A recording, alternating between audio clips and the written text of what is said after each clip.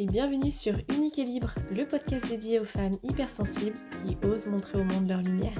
Je suis Jennifer, professeure de yoga, coach et entrepreneur holistique et ma mission est d'aider les femmes hypersensibles à refléter leur vérité, à prendre soin de la puissance de leur corps pour véhiculer leur puissance intérieure, afin de créer une vie d'abondance, d'harmonie et d'épanouissement. Une vie où elles sont libres d'être elles-mêmes et d'exploiter leur plein potentiel. Grâce au yoga, au développement personnel et à différents outils holistiques. Alors c'est parti! Est-ce qu'il t'arrive d'être prise par tes pensées, ton mental, par cette petite voix dans ta tête qui aime bien te dire ce que tu dois ou ce qu'il faut que tu fasses, comment tu devrais te voir, agir, te comporter et même qui tu es? As-tu des peurs qui t'empêchent d'exprimer ton plein potentiel, tes capacités de vivre une vie équilibrée, d'avoir la force et le courage de réaliser tes rêves? Répètes-tu des schémas d'auto-sabotage sans connaître la raison, avec toi-même, tes relations amoureuses, ton travail, ta famille? Est-ce que tu procrastines souvent en pensant que tu le feras demain, que tu n'as pas le temps, ni les compétences pour tes projets de cœur? As-tu des pensées limitantes, destructrices telles je ne suis pas capable, je suis nulle, je n'y arriverai jamais, il faut, je dois, toujours, je n'ai pas le choix, etc. As-tu du mal à différencier ton mental de ton ego? Si la réponse est oui, alors tu es certainement, comme la plupart d'entre nous, prisonnière de ton ego et de la partie inconsciente qui souffre. L'épisode du jour va compléter un live que j'ai fait sur Instagram. Alors maintenant, j'ai pris la décision de faire mes lives sur YouTube à partir de la semaine prochaine, voire dans quelques semaines. Je ne sais pas encore si je ferai un live sur la semaine prochaine. Je me laisse aussi la fluidité en fonction de mon énergie actuelle. Mais en tout cas, ça aura lieu sur YouTube. Donc j'ai pas pu le faire cette semaine parce qu'il y a un délai de 24 heures pour accéder à cette fonction avec YouTube. Bref, aujourd'hui, ce que je vais aborder regroupe vraiment des années de prise de conscience, d'observation, d'expérience, de lecture, de podcasts, de documentaires, de formations sur le sujet qu'est notre mental, notre cerveau, notre système nerveux et notre cher ego. C'est un épisode que je voulais enregistrer depuis un moment déjà et je suis très contente aujourd'hui de pouvoir t'exprimer ces années de recherche, mais aussi ce que j'en ai tiré. Bien entendu, c'est un travail qui n'est jamais fini. Ça serait de l'ordre de l'ego de dire que c'est fini.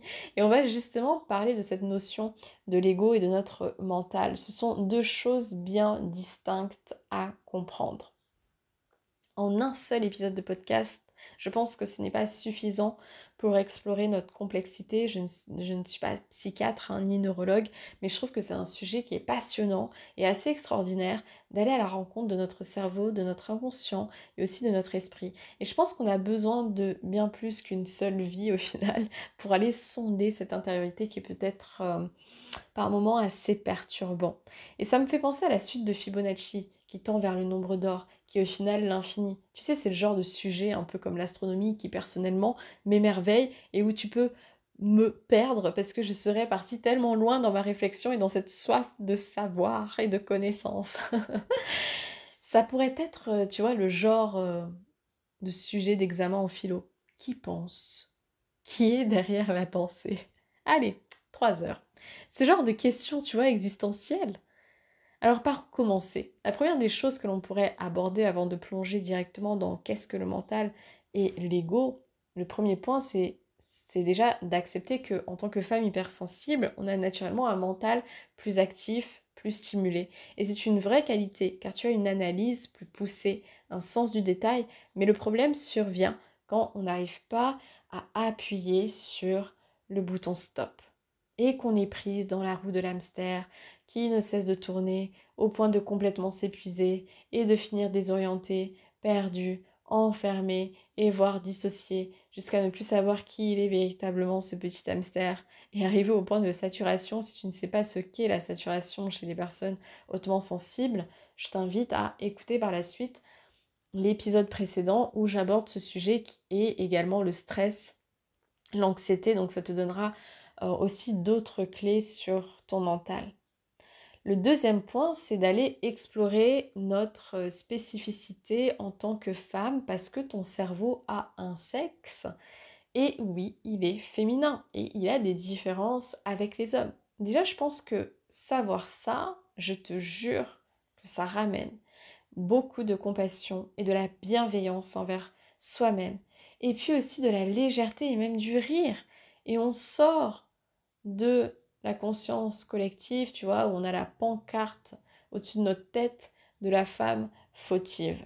Franchement, je suis la première à rire de moi-même quand je me surprends à penser de cette façon, ou même à être prise par mon ego. Parce que du coup, je me dis que ce n'est pas moi, c'est mon cerveau, c'est mon ego, et c'est ok. Donc la première leçon est, je ne suis pas mes pensées, ni même mes émotions. Et l'ego dirait, tu délires.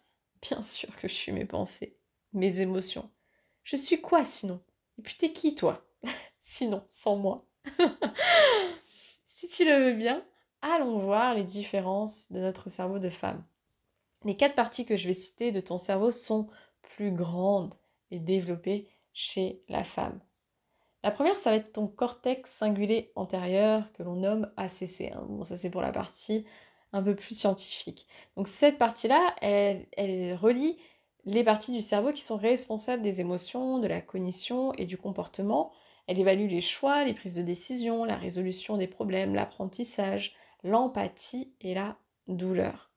Cortex préfrontal, qui est la partie la plus avancée chez l'être humain, qui nous permet le langage, le raisonnement, planifier, concevoir nos objectifs, réfléchir, mémoriser, la motivation, la concentration. Et c'est aussi l'expression et la perception de nos émotions qui est également connectée à notre hippocampe. Donc la troisième partie, c'est l'hippocampe. C'est celui qui n'oublie jamais une dispute, une relation amoureuse ou un moment de joie, de tendresse, un fou rire. Et il ne nous laissera pas l'oublier. Donc cette partie-là joue un rôle majeur dans la mémoire et l'apprentissage, mais aussi il nous permet de réagir en cas de stress. Donc il est essentiel pour notre survie parce qu'il est en lien avec notre environnement et nos émotions. Il va retenir ce qui est bon ou mauvais pour nous. Enfin, pour finir, l'insula. L'insula, c'est le centre des sensations viscérales, de la douleur, le maintien de l'homéostasie dans notre système nerveux, le contrôle de certaines émotions telles que la peur, la joie, la tristesse. C'est aussi la conscience du soi. À noter que l'insula est aussi plus développée chez la personne hypersensible, homme ou femme. Donc déjà, ça nous amène à un autre regard en tant que femme. C'est quelque chose qui est important pour moi de te partager, ce côté purement physiologique. Ça m'a apporté tellement de légèreté, tu vois. Parce qu'on porte tellement de choses, tellement de bagages, tellement de poids, de l'inconscient collectif, de la mémoire du monde, de notre transgénérationnel, de notre vécu, lorsqu'on est une femme. Et la société appuie aussi sur ça. Je trouve que reconnaître notre fonctionnement, nos différences, ça amène aussi de la paix. Maintenant, on va aborder le mental. Donc tu as bien compris qu'il y a des parties de ton cerveau plus développées, donc forcément ça joue sur ce mental. Revoyons les rôles du mental, car le mental est au service de notre être. Notre mental est cette énergie yang masculine qui nous rattache à la logique, à l'analyse, au côté rationnel. Il nous aide à trouver des solutions, des idées, à bâtir nos projets, nos ambitions dans la matière. Il est là pour performer, réfléchir, nous permettre d'agir, de poser des actions. Et le mental sert qu'à ça. Il n'a pas d'autre rôle.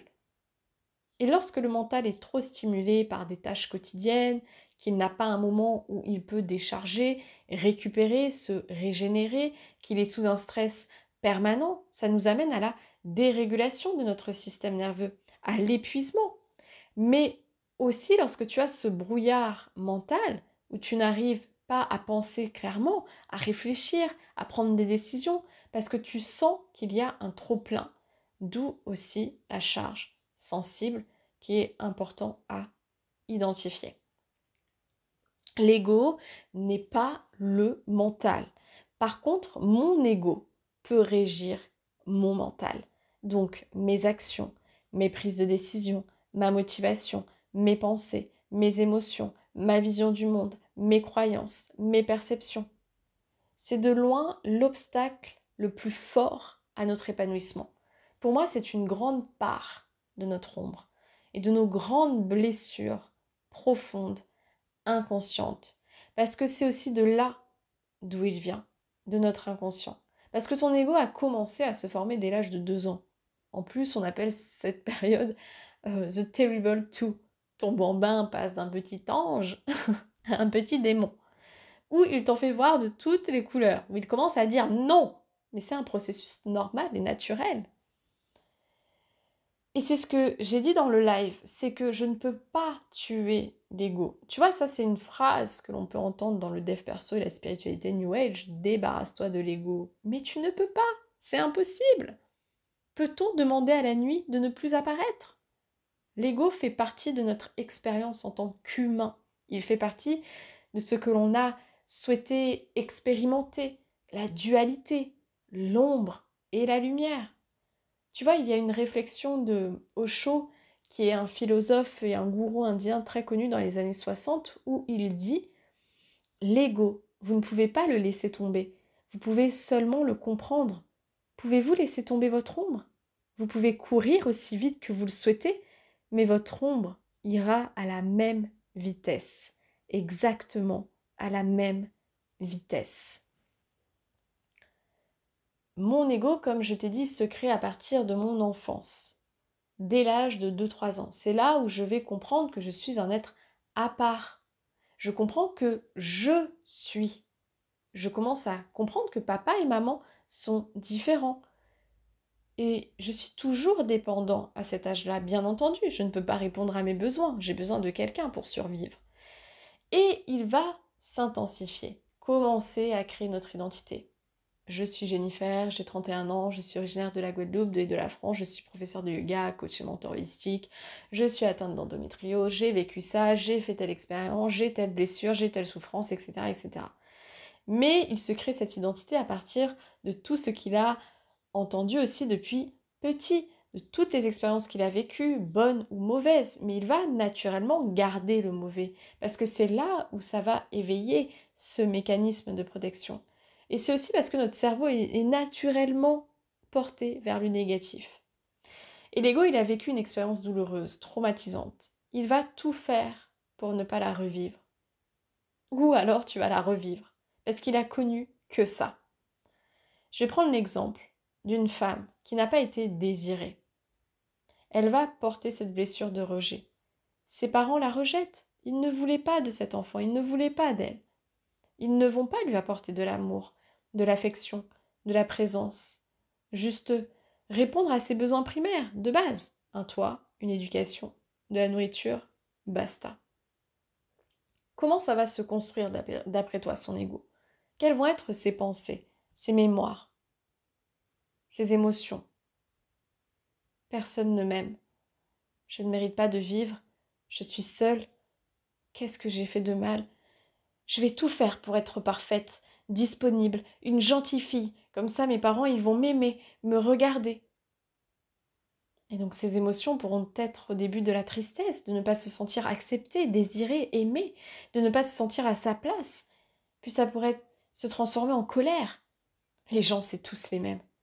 Tu ne peux compter que sur toi-même. T'es vraiment nul. Regarde-toi, t'es ridicule.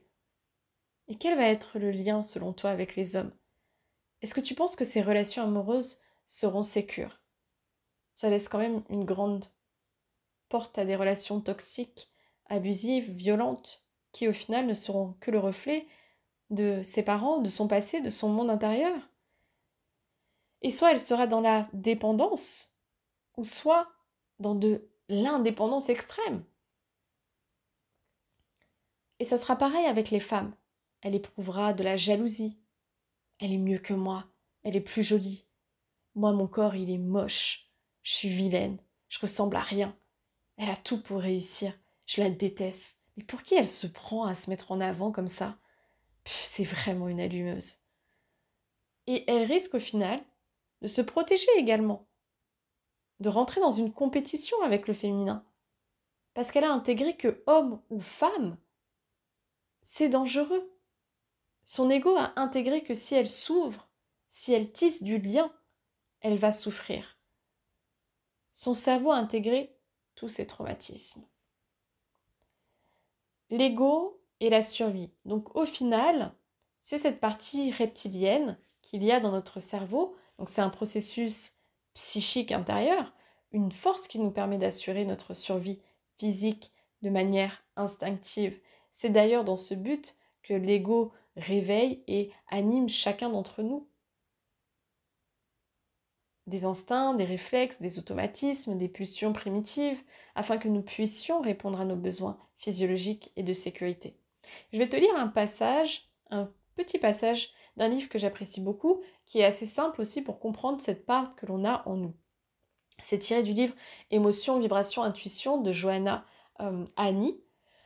D'ailleurs, que dans les notes de l'épisode, je t'ai mis des livres géniaux pour t'aider à comprendre cet ego. Et c'est les livres vraiment que je recommande à tout le monde et aussi aux femmes que j'accompagne.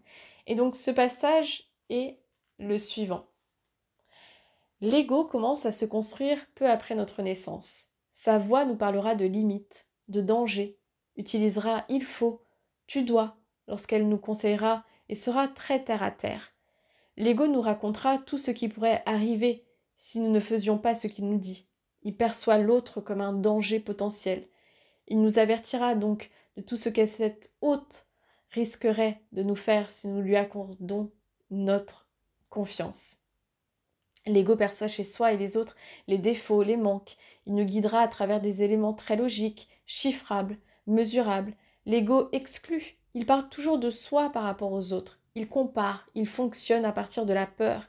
Et toutes les solutions qu'il propose sont destinées à l'autopréservation. Sa conception du monde est « il faut sauver sa peau ». Il se sent en danger de mort, dans toutes les situations qu'il ne contrôle pas. Il aime que les choses restent telles qu'elles sont. Le changement le terrifie.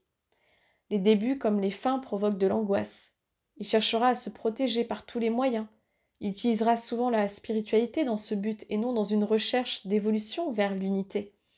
Il parle beaucoup du monde matériel, il voit le monde depuis la perspective de la 3e dimension, la perspective de la séparation. Il croira qu'il ne peut être qu'inférieur ou supérieur. Il est en permanence dans la comparaison. La voix de l'ego se fait toujours pressante. On aura souvent l'impression d'urgence avec lui. Il faut faire les choses maintenant, sinon ceci ou cela arrivera. L'ego croit qu'il n'existe qu'une vérité et fera tout pour convaincre celui qui n'est pas d'accord, même si cet autre est notre être supérieur. Il refuse les avis différents du sien et s'accroche à son point de vue. L'ego nous dit qu'il faut arriver quelque part ou à quelque chose. Le faire est très important pour lui, car c'est dans le faire et non dans l'être qu'il manifeste son existence. L'ego cherche toujours un responsable à la souffrance, le passé, le karma, les vies antérieures, les parents, le patron, le conjoint, les blocages intérieurs. Il est fataliste, il est intéressé par le passé et le futur.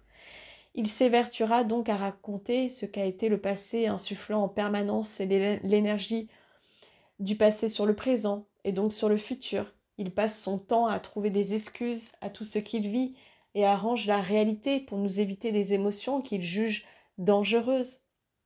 Selon sa conception de la vie, c'est le monde extérieur qui est responsable de notre état d'être. L'ego a pourtant une utilité indéniable dans cette réalité spatio-temporelle. Il est le séparateur, celui qui me permet de distinguer une énergie d'une autre, un peu comme les espaces entre les lettres et les mots. C'est grâce à ces espaces que je distingue ce que j'écris et ce que je lis. Mais si je m'occupais que des espaces, occultant les lettres, je n'aurais aucune compréhension, d'aucune sorte. L'ego est l'outil qui me permet de faire des choix, de distinguer l'autre de moi, la table du sol. Le problème est que nous lui avons retiré son rôle d'outil pour l'irriguer en maître à penser, et nous nous sommes identifiés à lui. De quoi a peur l'ego au final ? Comme je te l'ai dit, il est là pour notre survie. L'ego n'est pas un ennemi. Pour lui, il est un protecteur, un sauveur. Il veut te protéger, du moins c'est ce qu'il croit, et par moments c'est vraiment ça, il te protège vraiment. Par moments il est celui qui va t'aider et te permettre de poser une limite claire, saine, avec quelqu'un par exemple, qui les a dépassés, ou est sur le point de le faire. Et il n'est pas obligé d'être violent dans sa manière de s'exprimer, et des fois il est. Ok, il peut être violent aussi. Encore une fois, n'oublie pas qu'il est là pour ta survie. La plus grande peur de l'ego, c'est la mort, celle de ne plus exister. Car l'ego a des besoins fondamentaux, reconnaissance, valorisation, acceptation, sécurité et des besoins physiologiques. Mais c'est les besoins même qu'on a tous en dehors de notre ego, c'est des besoins naturels, humains. Mais si mon ego n'a pas ces besoins qui sont entendus, comblés, une part de nous est carencée, voire blessée, et on va développer des peurs inconscientes qui vont se réactiver face à une situation liée à ces blessures ou carences. Et ça fait partie d'une des leçons de l'ouvrage de Mallory Malmasson qui a écrit un bouquin entièrement dédié à l'ego, mais aussi à l'inconscient qui est très intéressant, qui s'appelle L'art et la manière d'être soi. Puisque nous avons besoin de rester en vie, nous avons peur de mourir. Puisque nous devons nous alimenter physiologiquement pour assurer notre survie, nourriture, argent, sexe, etc., nous avons peur d'être privés, peur de manquer. Puisque nous sommes en quête de sécurité, au plus profond de nous se cache la peur d'être menacés, d'être dans l'inquiétude. Puisque nous avons besoin de nous sentir acceptés, nous pouvons ressentir la peur d'être reniés, rejetés, abandonnés. Puisque nous avons besoin de recevoir de l'amour et d'être soignés, nous pouvons craindre d'être détestés, mal aimés, négligés par les autres. Nous pouvons aussi inconsciemment avoir peur de l'isolement, de l'éloignement, de la séparation. Puisque nous recherchons à être valorisés, nous pouvons ressentir la peur d'être humiliés, critiqués. Et puisque nous sommes en quête de reconnaissance, nous avons peur de vivre la déchéance, de nous sentir indignes, ou pire encore, illégitimes.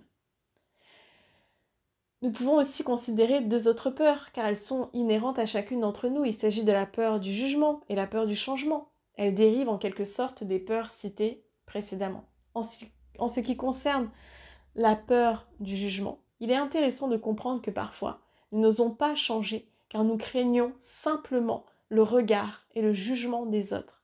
Cette peur est liée à notre peur de ne plus être aimé, accepté, valorisé ou reconnu. Nous avons peur que si nous changeons, les autres ne nous considéreront plus de la même manière et revoient leur jugement et leur comportement à notre égard. En ce qui concerne la peur du changement, il faut savoir que dans l'enfance, nous reproduisons instinctivement les gestes et les façons de faire de nos parents. Pourquoi ? Parce que la reproduction, le fait de reproduire, a permis à l'espèce de survivre. L'ego a donc associé la reproduction au sentiment de sécurité. De ce fait, lorsqu'une nouveauté se présente, l'ego panique car il associe la nouveauté à un danger potentiel. Rester dans notre zone d'habitude, aussi appelée zone de confort, est donc rassurant pour l'ego. Il sait que cela ne comporte aucun risque. Par contre, le changement peut nous mettre dans des situations périlleuses, parfois difficilement maîtrisables, faute d'expérience.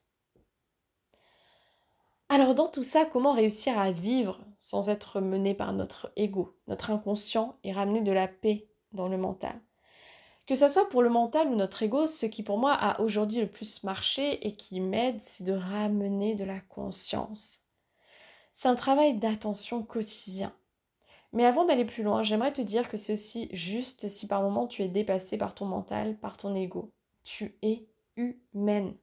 Et au final, cet ego n'est pas imparfait. Il est comme il est. Il est neutre.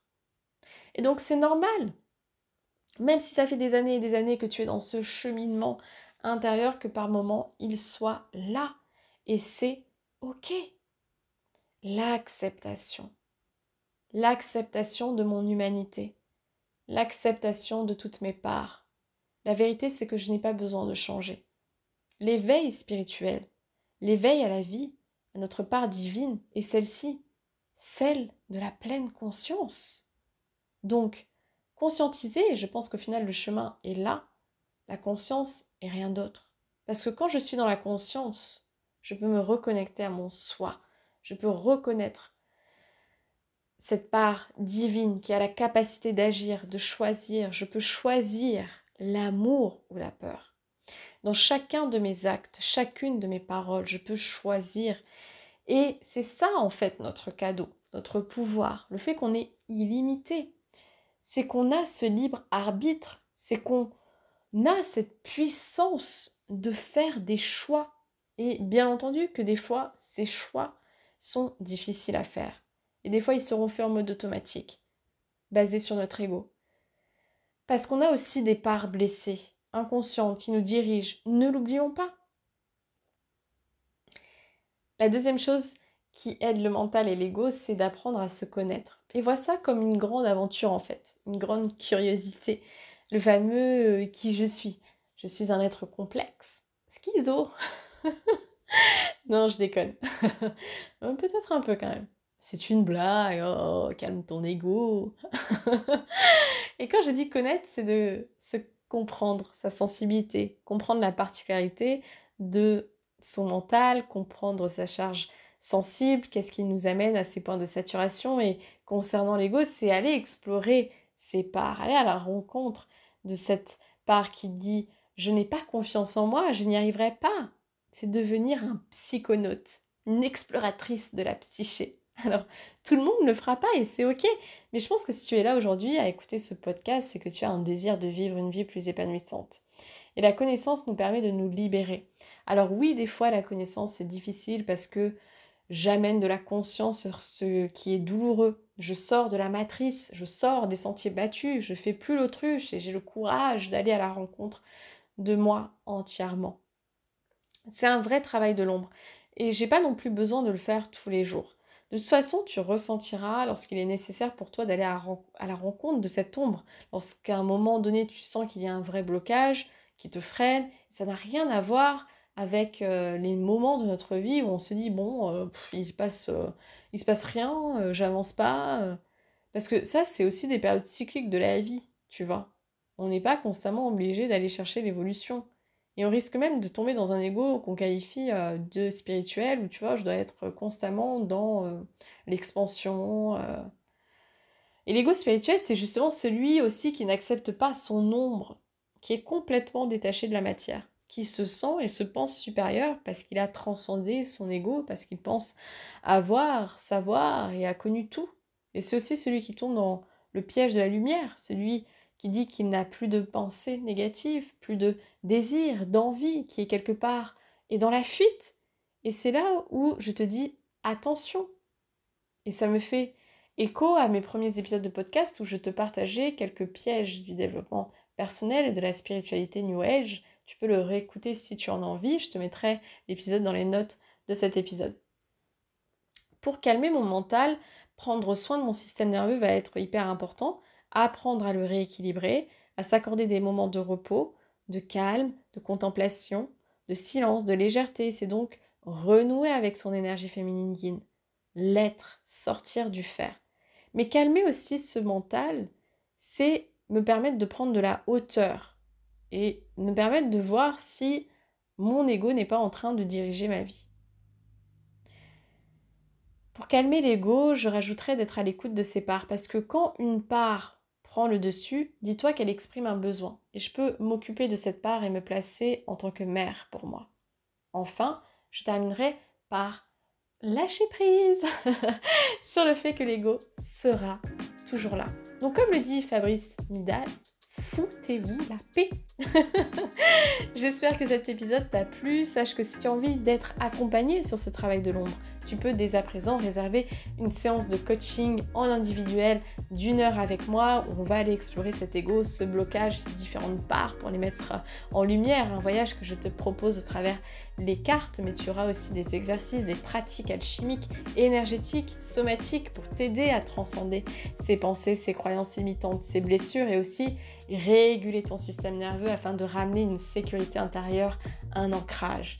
Sache que pour les 3 premières nouvelles femmes clientes, je t'offre mon programme en ligne Rise and Shine qui t'aidera à continuer à ancrer profondément ce nouveau paradigme. Tu y retrouveras des routines matinales simples et puissantes pour harmoniser, rééquilibrer. Et cette offre est jusqu'au 31 octobre, donc plus que quelques jours. Tu peux réserver directement ton créneau dans les notes de cet épisode. Et si ce podcast t'a plu, comme d'habitude, partage-le autour de toi. Partage-moi ton expérience, laisse-moi un commentaire. Non seulement ça me fait plaisir, ça fait plaisir aussi quelque part à mon ego. Mais en plus de ça, ça soutient mon travail. On se retrouve dans un prochain épisode. En attendant, prends bien soin de toi. Je t'embrasse. Ciao, ciao!